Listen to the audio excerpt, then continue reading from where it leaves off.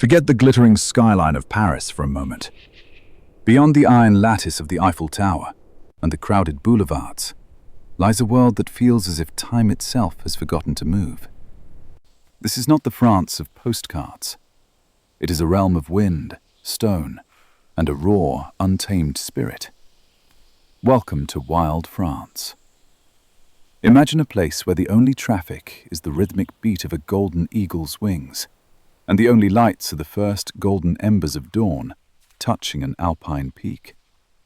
From the frozen cathedrals of the high mountains to the secret, sun-drenched canals of the south, an unspoiled wilderness still breathes. It is a land of profound contrasts, where ancient forests guard secrets centuries old, and vast wetlands act as a cradle for a fragile, shimmering life.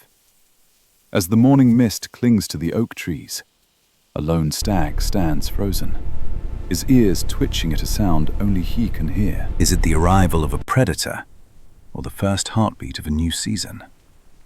In this wildlife journey, every breath is a victory, and every shadow tells a story. We invite you to step into the quiet, to listen to the whispers of the earth, and to witness the enduring power of the circle of life in a landscape you never knew existed. Our journey begins where the earth meets the sky, the French Alps. This is a fortress of granite and ice, stretching like a jagged spine across the horizon. At 3,000 meters above sea level, the air is thin, and the silence is so absolute it feels heavy. To the human eye, it is a wasteland of stone, but to the inhabitants of these heights, it is a sanctuary, where nature's survival is written in every frozen crevice. High above the clouds, a master of the thermals circles in the crystalline blue, the golden eagle.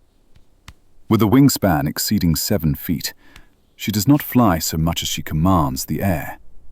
Her eyes, 8 times more powerful than a human's, scan the dizzying slopes below for the slightest quiver of movement. In this unspoiled wilderness, she is the ultimate sovereign. To her, the mountain is not an obstacle, but a hunting ground, where patience is the deadliest weapon. She can glide for hours, barely flapping a wing, riding the invisible elevators of warm air that rise from the valley floor. On the near vertical cliffs below, another specialist of the heights defies gravity, the chamois. These sure-footed mountain goats move across the limestone faces with a grace that seems to mock the very laws of physics. Their hooves, designed like natural pincers with a hard outer rim and a soft, grippy center, allow them to stand on ledges no wider than a human palm. For a young chamois, born into this world of stone, life is a constant lesson in vigilance. Here, the beauty of the landscape is a mask for its lethality. The kid follows its mother, mimicking her every leap, learning that a single loose pebble could signal a fall or alert a predator. They graze on the sparse tufts of grass and lichen that cling to the rock, living on the very edge of existence. Suddenly, the eagle folds her wings. In a heartbeat, she transforms from a glider into a living missile. She plunges at over 150 miles per hour, a blur of bronze and gold. The wind whistles through her feathers, a sound of impending doom. The chamois mother gives a sharp, whistling snort, a warning that echoes through the canyon. In an instant, the herd vanishes into the shadows of a deep crevice where the eagle's great wings cannot follow. The hunt fails, but on these peaks there is no room for frustration. The eagle spreads her wings once more, catching a new updraft, returning to her vigil. This is the heartbeat of wild France, a never-ending dance between the hunter and the hunted. It is a world where strength is measured by endurance, and where every creature is a part of the circle of life. Down in the deepest valleys, the shadows are lengthening. The sun may be shining on the peaks, but a change is coming. The warmth of the afternoon is a fleeting gift, a brief reprieve before the mountain reveals its harshest face. As the golden light fades, the residents of the high Alps prepare for the coming cold, knowing that the mountains never truly sleep. They are the guardians of a world that demands everything, yet offers a freedom found nowhere else on Earth. As the calendar turns, the vibrant greens of the lower slopes surrender to a suffocating blanket of white. Winter in the high country is not merely a season, it is a siege. The temperature plunges far below zero, and the wind becomes a jagged blade carving through the ancient forests. In this theater of ice, nature's survival depends on a single strategy: disappearing. Deep beneath the frozen crust of the earth, a hidden city lies in wait. The marmots, those charismatic sentinels of the summer meadows, have retreated into their labyrinthine burrows. They are masters of the long sleep. To endure a winter that lasts half a year, they have performed a biological miracle. They slow their heartbeats to a mere flicker, just 1 or 2 beats per minute, and drop their body temperature until they are nearly as cold as the soil surrounding them. They exist in a state between life and death, huddled together in family groups, sharing the meager warmth of their fur to keep the frost at bay. Outside, the blizzard screams, but in the dark silence of the burrow, the circle of life continues in its quietest, most fragile form. Above the surface, however, not everyone has the luxury of sleep. In the skeletal remains of the ancient forests, a tiny spark of defiance flickers. The robin. To our American viewers, this bird is a harbinger of spring. But here in the French highlands, he is a warrior of the winter. His red breast is a defiant drop of blood against the monochrome snow. While the mountains seem empty, the robin is constantly on the move. He's a searcher of shadows, looking for the smallest dormant larvae or a forgotten seed buried under a tree's bark. Every calorie is a treasure. Every morsel of food is another hour of life. His feathers are puffed out, creating a layer of trapped air that acts as a natural parka against the sub-zero chill. Watching this tiny creature navigate a landscape that could freeze a man in minutes is a humbling reminder of the resilience inherent in this wildlife journey. In these woods, the silence is deceptive. It is a silent, white war. There is no sound of birdsong, no rustle of leaves, only the groaning of ice and the occasional crack of a frozen branch snapping under its own weight. Yet, under this stillness, every living thing is working at its absolute limit. The deer in the lower valleys move with agonizing slowness, their metabolisms downshifting to conserve energy. They follow the same paths used by their ancestors for thousands of years, seeking the shelter of the dense fir trees where the snow is less deep. For those of us watching from the comfort of our homes, it's easy to see this landscape as a beautiful Christmas card. But for the inhabitants of wild France, beauty is a secondary concern.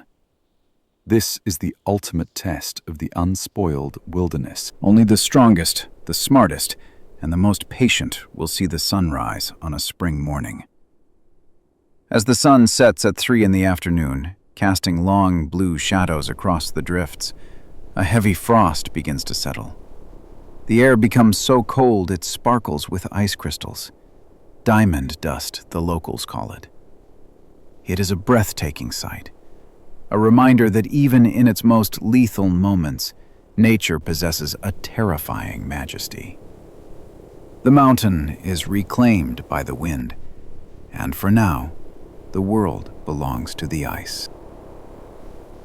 As February wanes, the silent white war enters its most desperate chapter. The initial beauty of the snow has faded, replaced by a grueling test of attrition. In the heart of the ancient forests, the deer have reached their breaking point.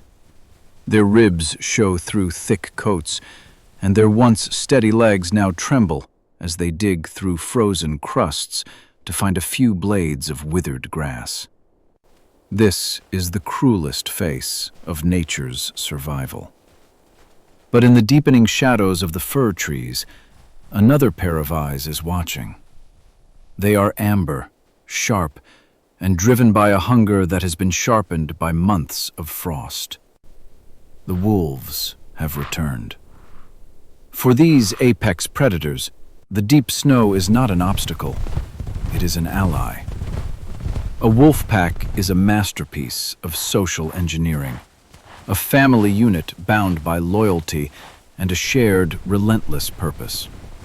They don't hunt with the explosive speed of a cheetah, they hunt with the agonizing persistence of a shadow.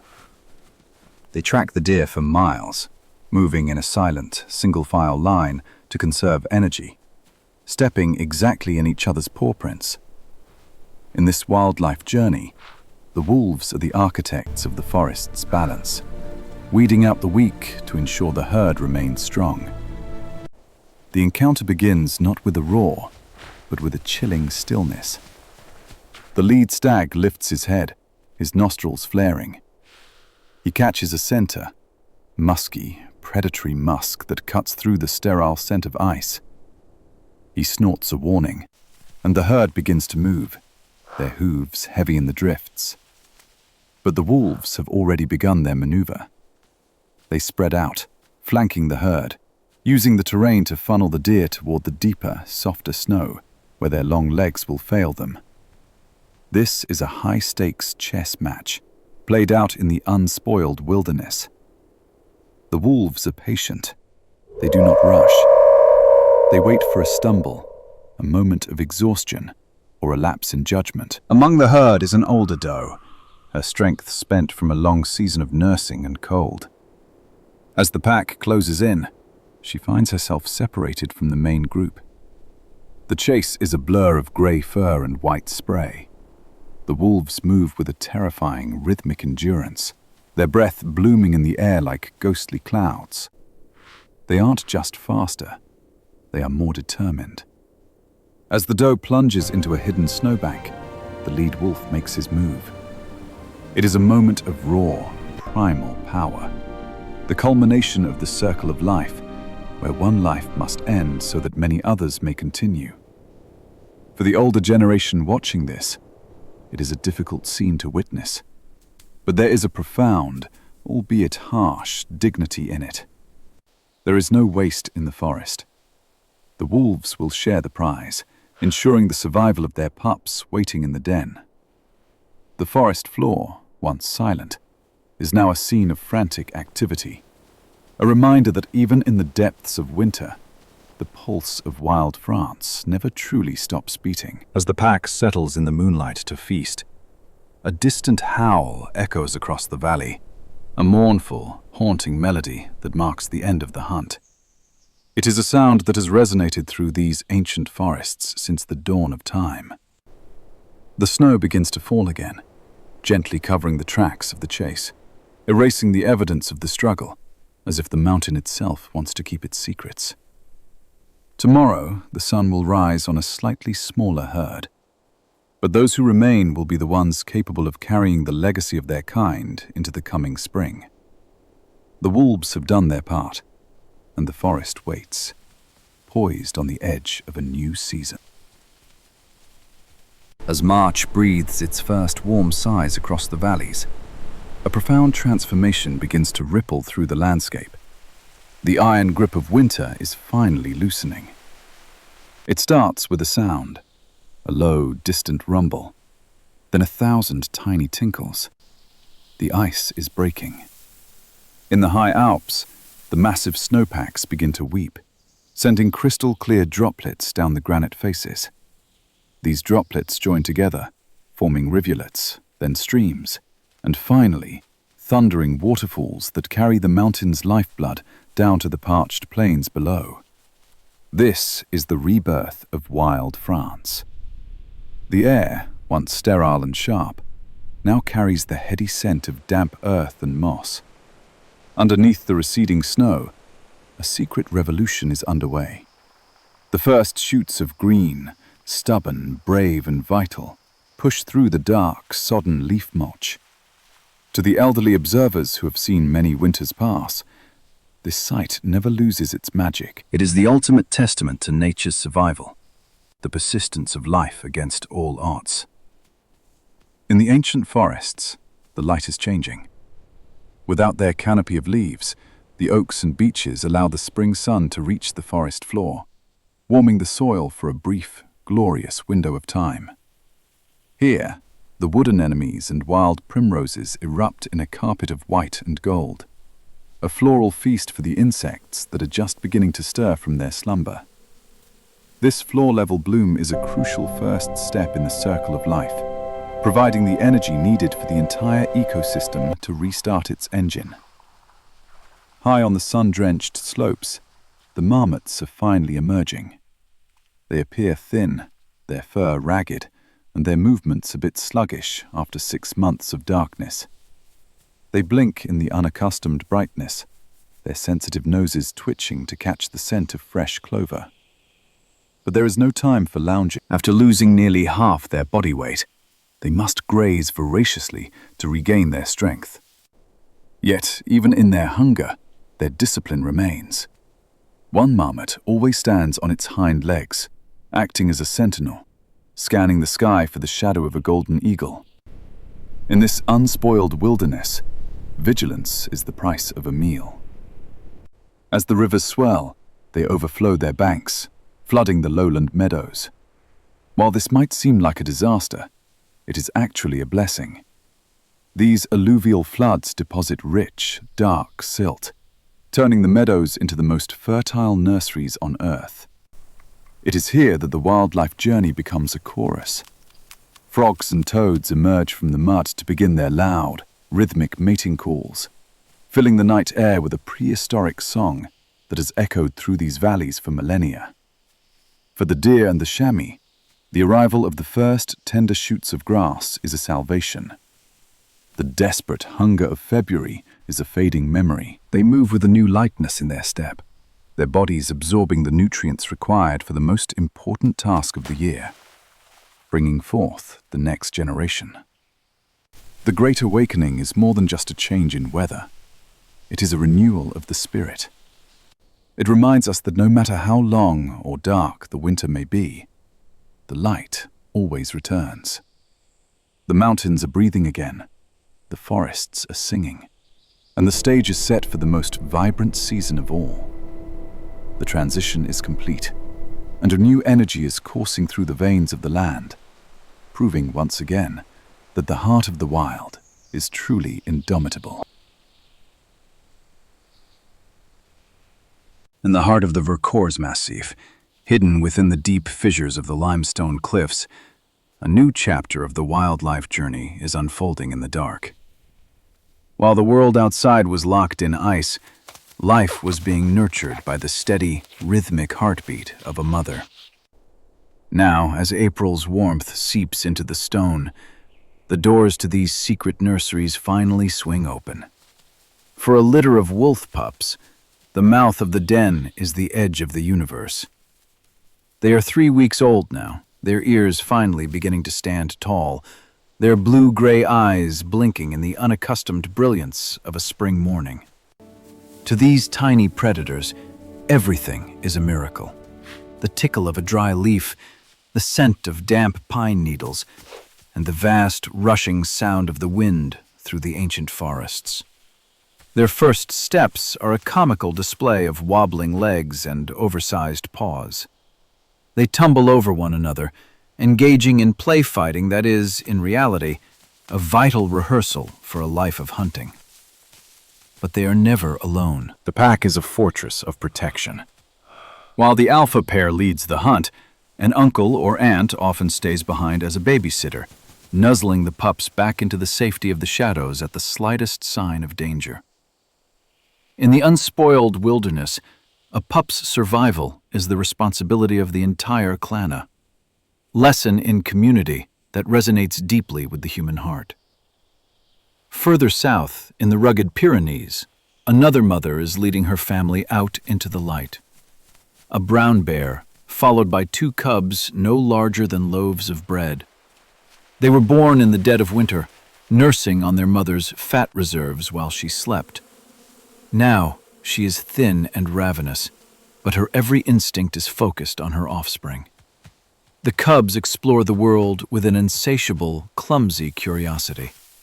They climb over mossy logs only to slide off the other side. They swat at bumblebees and pounce on imaginary prey in the tall grass. Their mother is a patient teacher, but a stern guardian. She uses her massive body to shield them from the wind, and teaches them to use their sensitive noses to find the first succulent roots and ant larvae of the season. However, this idyllic scene carries an undercurrent of tension. The woods are home to large male bear's boars, who can be a deadly threat to cubs that are not their own. The mother bear constantly sniffs the air, her ears swiveling like radar dishes. She knows that in wild France, the line between a playground and a battlefield is razor thin. If she detects a strange scent, she huffs a command, and the cubs instinctively scramble up the nearest fir tree, clinging to the bark with needle-sharp claws until the coast is clear. Watching these young families, one cannot help but reflect on the circle of life. These cubs and pups are the living bridge between the past and the future. They carry the genetic wisdom of thousands of years, yet they start their lives with nothing but instinct and the fierce love of a parent. As the sun climbs higher, the forest becomes a symphony of new life. The chirping of fledglings, the bleating of fawns, and the playful yips of the wolf pups create a tapestry of sound that celebrates the end of winter's silence. It is a time of immense vulnerability, but also of boundless hope. For every creature in this wildlife journey, the first spring is the most difficult, but it is also the most beautiful. They are the new guardians of the wild, learning today the skills they will need to rule the mountains tomorrow.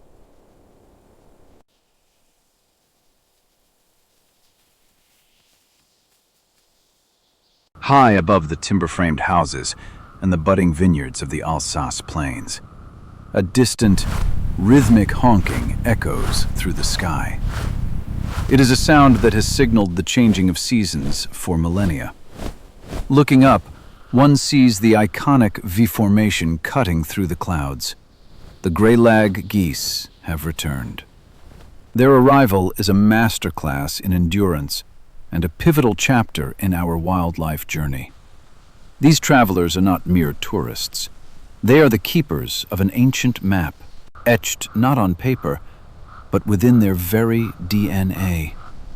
Having spent the winter in the warmer marshes of the south, they are now pushing northward, back to their ancestral breeding grounds. This journey across wild France is a grueling odyssey of thousands of miles, where nature's survival depends on collective wisdom and perfect synchronization. The V formation is a marvel of biological engineering. By flying in the wake of the bird in front, each goose reduces the wind resistance it faces, saving precious energy for the long miles ahead. The leader, who takes the full force of the wind, eventually rotates to the back of the line to rest, allowing another to take the helm. It is a perfect system of cooperation, a reminder that in the unspoiled wilderness, no one survives alone. For the older generation of geese, this route is familiar. They recognize the shimmering curves of the Rhine River and the jagged peaks of the Vosges Mountains as landmarks. But for the juveniles, born only a year ago, this is their first great migration. They follow closely, learning the invisible highways of the air and the safe havens on the ground where they can rest and refuel. One such haven is the Rhine Valley, where the lush wetlands and flooded meadows offer a sanctuary of abundance. As the sun begins to dip below the horizon, the flock descends in a cacophony of beating wings and splashing water. Here, among the reeds, they find the tender grasses and aquatic plants needed to replenish their fat reserves. However, even in this peaceful resting place, the wildlife journey remains perilous. Foxes prowl the edges of the marshes, and birds of prey watch from the heights.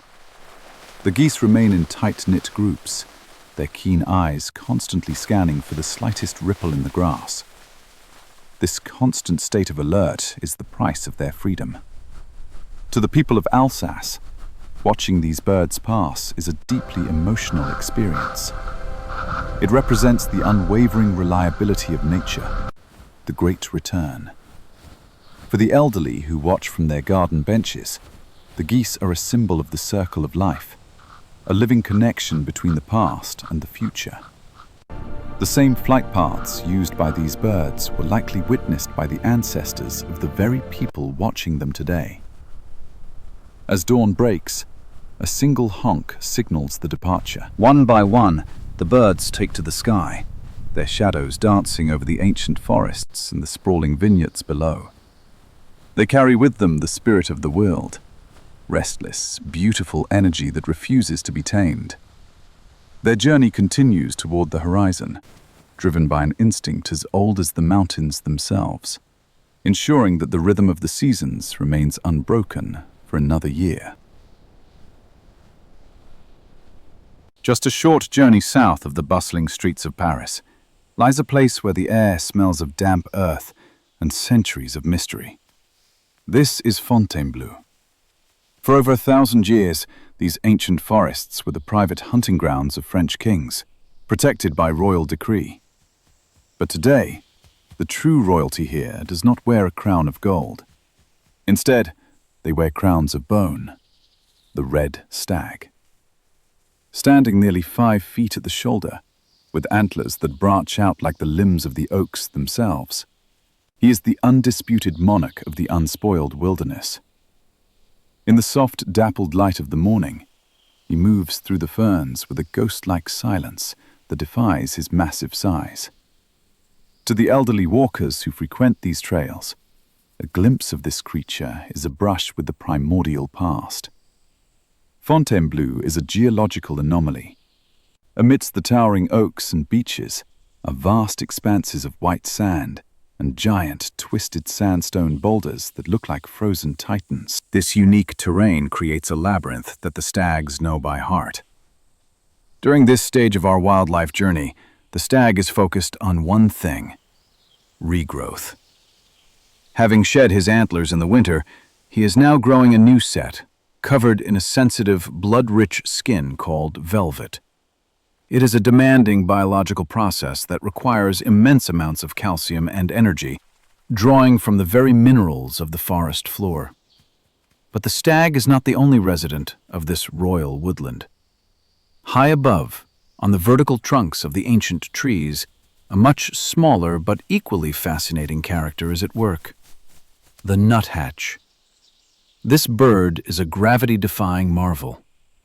Unlike woodpeckers that only climb upward, the nuthatch can run headfirst down a tree trunk with the agility of a lizard. In the ancient forests, the nuthatch plays a vital role in the ecosystem.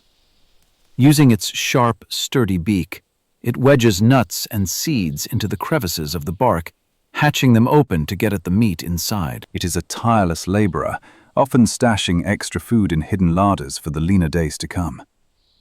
Watching this tiny bird work while the massive stag grazes below is a beautiful reminder of the intricate layers of the circle of life. The forest provides for the giant and the tiny alike, provided they have the specialized skills to harvest its riches. As the sun climbs higher, the forest floor heats up, releasing the scent of pine resin and warm sand. The red stag retreats into the deeper thickets to rest and protect his sensitive antlers. He is patient. He knows that in a few months the velvet will fall away, and he will once again have to defend his kingdom in the thunderous battles of the autumn rut. For the human visitors, Fontainebleau offers a rare sense of continuity.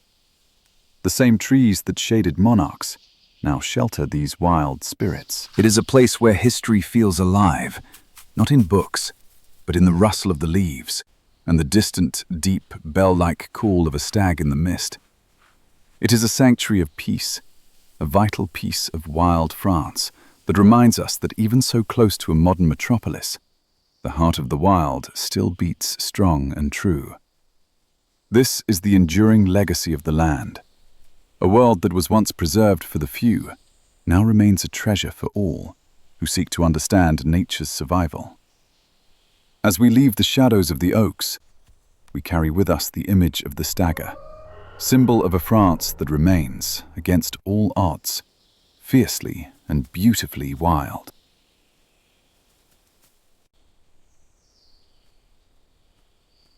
Traveling toward the Atlantic coast, the landscape softens into a shimmering labyrinth of emerald and silver. This is the Marais Poitevin, often called the Green Venice of France. It is a masterpiece of coexistence, a vast network of canals and wetlands carved out by human hands centuries ago, yet reclaimed by the spirit of wild France. Here, the boundary between land and water is a blurred line of reeds and weeping willows, creating a sanctuary of profound peace. In this liquid world, silence is the dominant language, broken only by the soft dip of an oar or the sudden splash of a rising fish. For the elderly who visit these quiet waters, the Marais offers a sense of stillness that is increasingly rare in our modern world. It is a place where time seems to float, much like the vibrant carpets of duckweed that coat the smaller channels in a layer of brilliant green. Floating amidst this greenery is one of the most elegant residents of the marsh, the great crested grebe. With its slender neck and ornate flame-like head ruff, the grebe looks like a creature from a fairy tale. But beneath its delicate appearance lies a master of nature's survival. The grebe is a supreme diver, its body streamlined to vanish beneath the surface in an instant, chasing silver dace and perch through the underwater forests of weeds. But it is the grebe's devotion to its family that truly captures the heart. In the unspoiled wilderness of the marsh, predators like the pike or the marsh harrier are always lurking. To keep their young safe, the grebe parents have developed an extraordinary behavior. They offer what can only be described as a loving taxi service. The chicks, small balls of striped down, climb onto the parent's back, nestling deep within the waterproof feathers. From this high and dry vantage point, they are shielded from the chill of the water and the hungry mouths below. As the parent swims through the reeds, the chicks occasionally peek out, their tiny eyes wide with wonder at the world. When it's time for a meal, the other parent approaches with a small fish, carefully passing it to the passengers. This tender scene is a poignant reminder of the care and vulnerability that define the circle of life. Even in the wild, the bond of family is a powerful shield against a harsh world. Further along the banks, the marsh reveals more of its hidden residents. The European otter, once nearly driven to extinction, is making a quiet but triumphant return to these waters. It is a sign that the soul of the Marais is healthy. The otter is a phantom of the canals, leaving behind only small, webbed footprints in the mud and the occasional pile of fish scales on a favorite resting stone. Its return is a victory for conservation and a highlight of our wildlife journey, proving that when we protect the land, the wild will find its way back home. As evening falls, the Green Venice undergoes another transformation.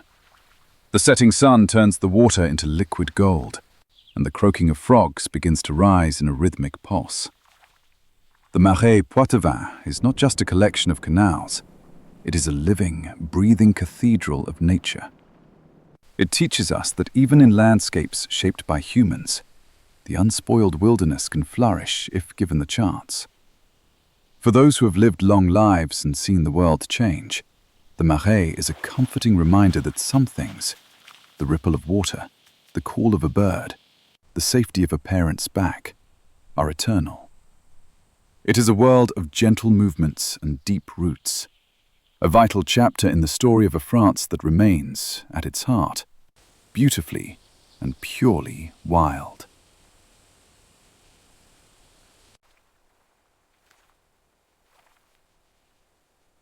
In the quiet, stagnant pools at the edge of the Marais, a miracle is preparing to unfold under the cover of darkness. It is a story of a radical second act, a transformation so complete it feels like science fiction. This is the world of the dragonfly, a creature that embodies the mystery of the circle of life like no other. For 2, sometimes 3 years, this animal has lived a grim, predatory existence beneath the water's surface. As a nymph, it was a drab, olive-colored hunter, stalking tadpoles and small fish in the murky depths. It has never seen the sun. It has never felt the wind.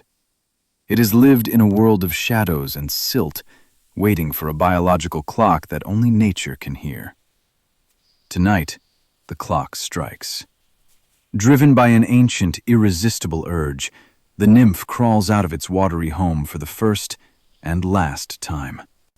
It climbs a sturdy reed or a weathered dock piling, gripping the surface with its hooked legs. Here, it must wait. In this unspoiled wilderness, this is the moment of maximum peril.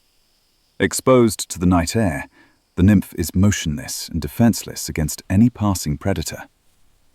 But the transformation, the eclosion, cannot be stopped. As the moon hangs high over the marshes, the nymph's exoskeleton begins to crack along the thorax. Through the narrow slit, a new being begins to emerge. It is a slow, agonizing process. The creature must pump body fluids into its head and chest to force its way out of its old skin. It hangs backward, seemingly lifeless, as its new legs harden in the air. For anyone watching, especially those who have faced their own periods of difficult change, the scene is a powerful metaphor for resilience and nature's survival. Then, with a final rhythmic heave, the dragonfly pulls itself free. It leaves behind a hollow, ghostly husk, a reminder of the life it once knew. But the transformation isn't finished. Its wings are still crumpled, wet sacks of tissue. The dragonfly must pump hemolymph through the delicate veins of its wings, unfurling them like fine lace. In the span of a few hours, the drab creature of the mud is replaced by a shimmering master of the air. As the first light of dawn touches the marsh, the dragonfly's body hardens into a vibrant metallic blue or a fiery crimson.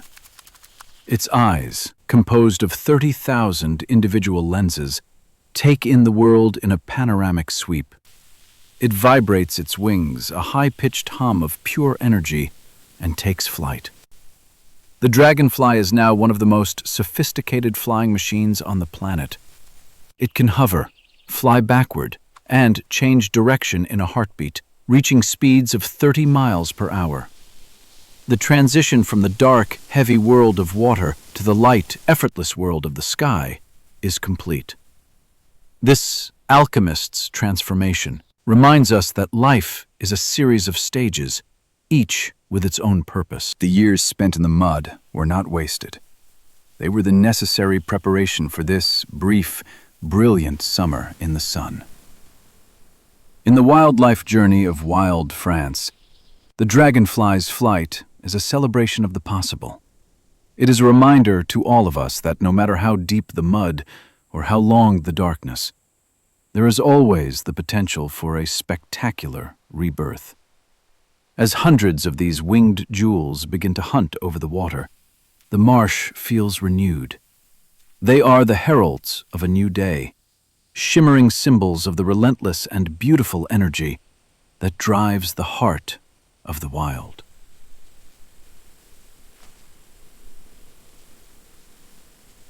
As we move deeper into the rugged heart of southern France, the earth itself seems to split open. This is the Cevennes, a landscape of raw, vertical power, where the Tarn and Jonta rivers have spent millions of years carving deep limestone canyons. Here, the cliffs rise like jagged cathedral walls, hundreds of feet into the air. It is a place of shadows and echoes, a true stronghold of unspoiled wilderness. For many decades, the skies above these gorges were empty, the silence broken only by the whistling wind. But today, a giant has returned, the griffon vulture. With a staggering 9-foot wingspan, these birds are the ultimate gliders of wild France. To see them silhouetted against the limestone cliffs, is to witness a living prehistoric monument. The vulture is a master of the air's invisible architecture. They do not flap their wings to stay aloft. That would be a waste of precious energy. Instead, they wait for the sun to heat the canyon walls, creating thermals, rising pillars of warm air. Like a fleet of silent gliders, dozens of vultures spiral upward, riding these golden elevators to heights where they can survey miles of territory. In the wildlife journey, the vulture is often misunderstood, yet they are the essential cleaners of the ecosystem. They are nature's ultimate recyclers. Their sharp eyes can spot a fallen animal from miles away, ensuring that the circle of life remains unbroken and the land remains untainted. When a food source is located, they descend in a spectacular, rushing vulture restaurant, a communal feast that is as much about social bonding as it is about survival. But the revival of the Cevennes is not limited to the skies. Down in the crystalline depths of the rivers, where the water is so pure it tastes of the mountains, another secret resident has reclaimed its throne. The European otter. For a long time, the otter was a phantom, driven away by pollution and habitat loss. Its return is a celebration of nature's survival. The otter is a creature of pure liquid energy. It moves through the currents with a fluidity that makes it seem part of the water itself. To the elderly observers who remember the rivers of their youth, the sight of an otter playing in the rapids is a symbol of hope, a sign that the wounds of the past are finally healing. The otter's life is one of playful intensity. It hunts for trout and crayfish among the moss-covered boulders, using its sensitive whiskers to detect the slightest vibration in the dark pools. After a successful hunt, it retreats to a halter-hidden burrow among the tree roots to groom its dense, waterproof fur. This coexistence of the sky-dwelling vulture and the water-bound otter defines the new spirit of the Cevennes. It is a land where the vertical and the horizontal meet, where the ancient stone and the flowing water provide a stage for a spectacular comeback. For the people who live in these remote villages, the return of these animals is a source of immense pride. It proves that even in our modern age, we can make room for the wild to thrive once more. As the sun sets, casting long purple shadows across the granite gorges, the vultures return to their high ledges, and the otters begin their nocturnal patrols. The Cevennes is no longer a silent monument to the past. It is a vibrant, breathing ecosystem, a vital artery in the heart of wild France that continues to pulse with the rhythm of the eternal wild.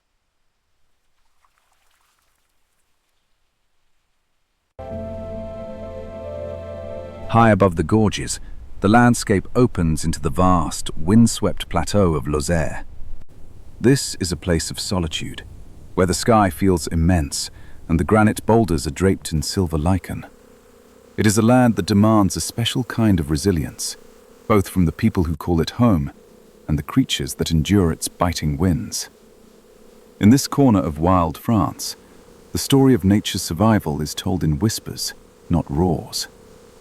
Among the purple heather and wild thyme, a tiny, dark aviator is at work, the black bee of Lozère. Unlike the common honeybees seen in lower meadows, this ancient strain is a relic of the post-glacial era. She is smaller, darker, and incredibly hardy, built to withstand the sudden storms and plummeting temperatures of the highlands. For the elderly beekeepers who have spent their lives guarding these hives, the black bee is more than an insect. She is a living piece of French heritage. The black bee is a master of efficiency. She doesn't wait for perfect sunny days.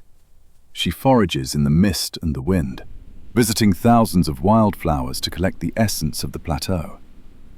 Her presence is vital to the wildlife journey of Lozère. Without her tireless pollination, the high-altitude flora would vanish, and with it, the entire food chain that supports the birds and mammals of the heights. Her work is a silent, golden thread that weaves through the circle of life, proving that the smallest hands often do the heaviest lifting in the unspoiled wilderness. But Lozère holds secrets that go beyond its ecology. In the shadow of Mount Lozère, the landscape is dotted with menhirs, standing stones placed by humans thousands of years ago. This was also a land of refuge during the fierce religious wars of the past, where the persecuted found safety in the isolation of the moors. The silence here is heavy with history, a reminder that humans have long sought sanctuary in the wild, finding strength in the same granite that shelters the foxes and the eagles. As the afternoon sun slants across the plateau, highlighting the golden grasses, a sense of profound stillness settles over the land.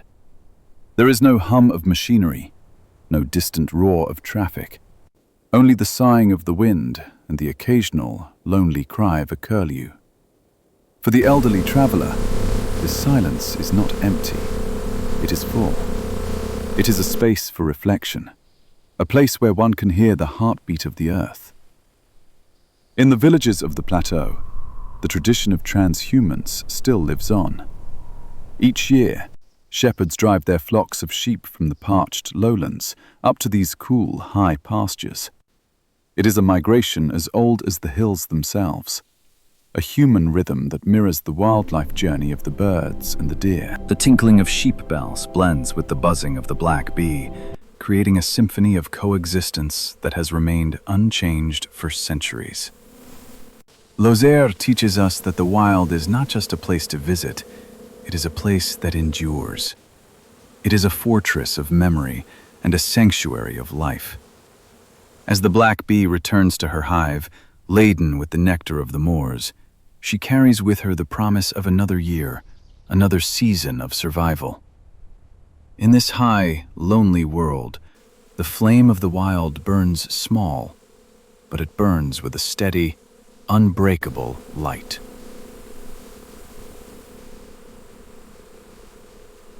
Across the sparkling turquoise expanse of the Mediterranean lies a land that feels like a continent in miniature. This is Corsica. Legend says the sun once fell in love with the sea, and from their union, this rugged emerald jewel was born.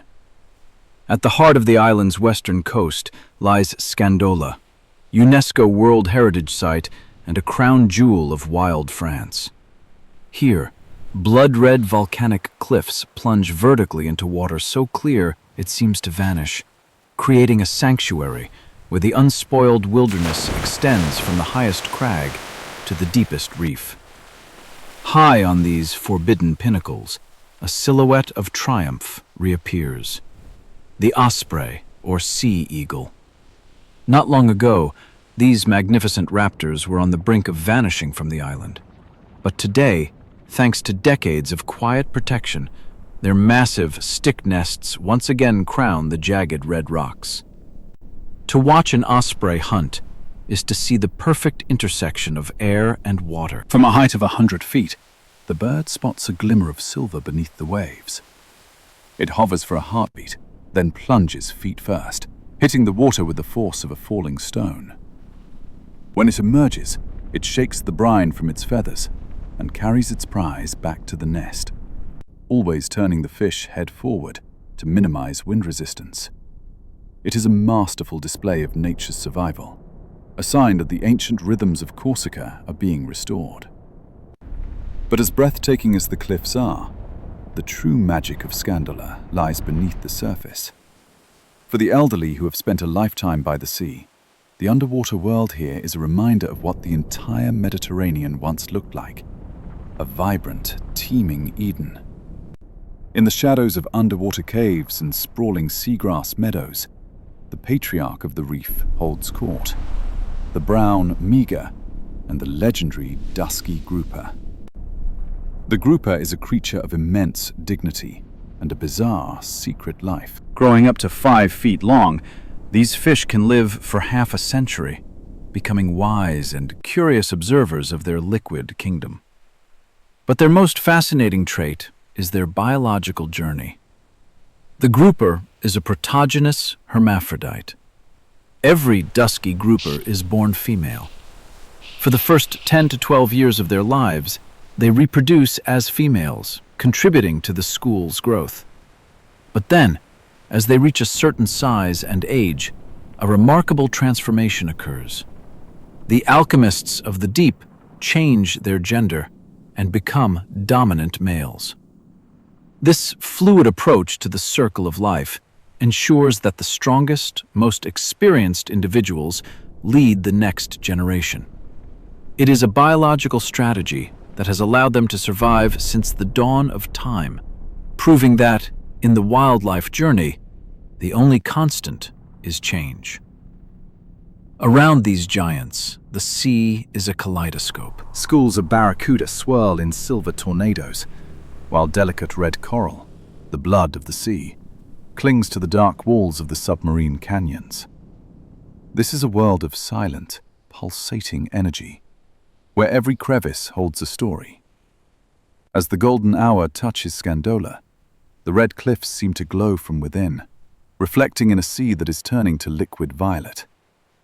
Corsica reminds us that the wild is not just a place of struggle, but a place of profound, breathtaking beauty. It is the sun's child, a testament to the fact that when we leave a place alone, nature does not just survive.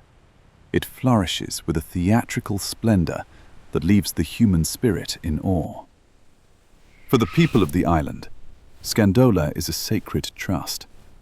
It is a reminder that the health of the sea is the health of the land. As the osprey calls out from its high perch and the grouper settles into the cool shadows of its cave, we are reminded that this wildlife journey is a tapestry of millions of interconnected lives, all dancing to the timeless music of the Mediterranean tide.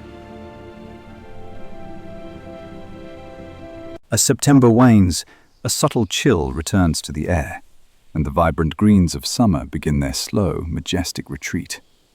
This is the golden hour of the year. Across the ancient forests of France, from the Vosges to the Pyrenees, the trees perform one last spectacular act before their winter slumber. The maples turn a fiery crimson, the beeches a deep copper, and the oaks a stubborn, weathered gold. In this unspoiled wilderness, the beauty of decay is as vital as the energy of growth. For the residents of the forest, the clock is ticking. The frantic pace of spring and the abundance of summer have passed. Now, the mission is simple: preparation.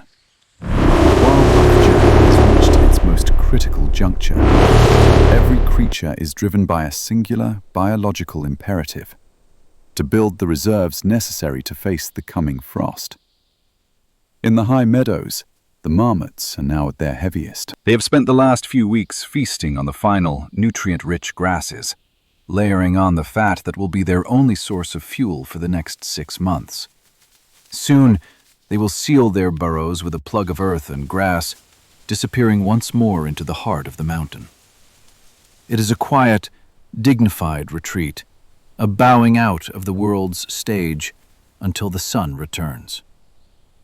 Meanwhile, the red stags are entering their most dramatic season. The rut has begun.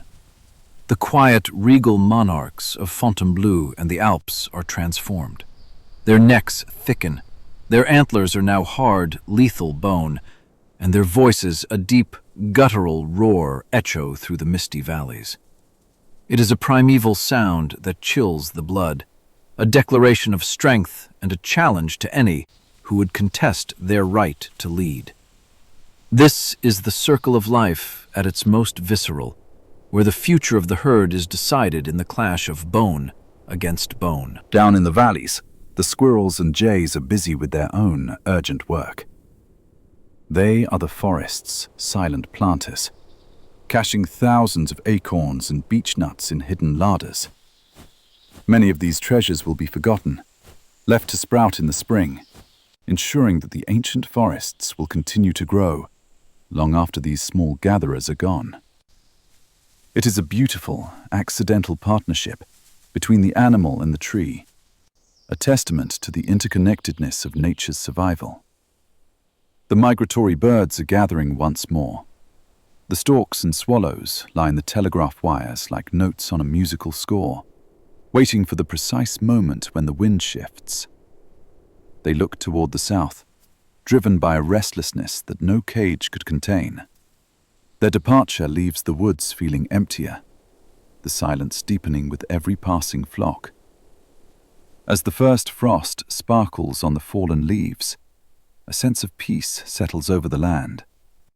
The frantic energy of the year is spent. Nature is breathing out, folding its wings, and tucking its head beneath its fur.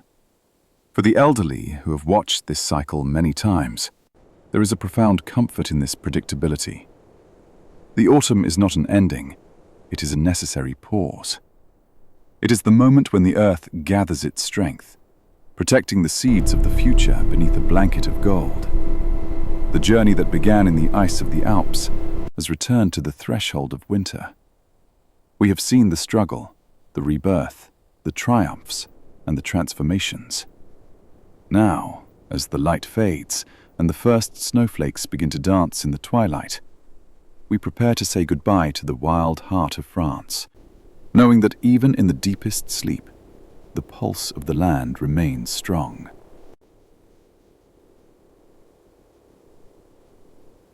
As the final embers of autumn fade into the long blue shadows of winter, our wildlife journey through France comes to a close. We have traveled from the jagged, icy cathedrals of the Alps to the sun-drenched scarlet cliffs of Corsica. We have witnessed the fierce determination of the wolf, the tender devotion of the grebe, and the miraculous rebirth of the dragonfly. Throughout it all, one truth remains as constant as the North Star.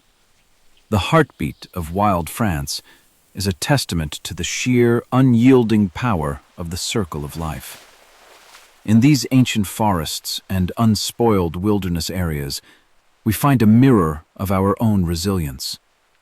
To the elderly among us, who have weathered the seasons of a human life, the endurance of these creatures feels like a familiar song. They teach us that even in the face of the harshest winters or the most daunting migrations, life finds a way. It adapts, it transforms, and it endures. This is the quiet wisdom of the wilder. Reminder that we are not separate from nature, but a part of its intricate, beautiful tapestry. However, this majesty is not a guarantee. It is a fragile gift that requires our stewardship. The return of the otter to the Severn and the osprey to Scandala proves that when we offer nature a hand, it responds with a spectacular flourish. As the world changes around us, preserving these pockets of the wild becomes more than a duty. It becomes an act of hope for the generations yet to follow. We invite you now to carry this stillness with you. Perhaps the next time you see a hawk circling in the distance, or hear the first rustle of spring leaves, you will remember the stags of Fontainebleau or the vultures of the gorges. The story of nature never truly ends. It merely turns the page to a new season. Thank you for wandering through these wild lands with us. If this journey has touched your heart or reminded you of the beauty in your own backyard, we invite you to join our community. Share your stories of nature in the comments below and consider subscribing to help us continue telling the tales of our planet's most incredible residents. Until the next dawn breaks over the mountains, keep the spirit of the wild alive in your heart. Farewell, and may your own journey be as resilient and beautiful as the land we have just explored together.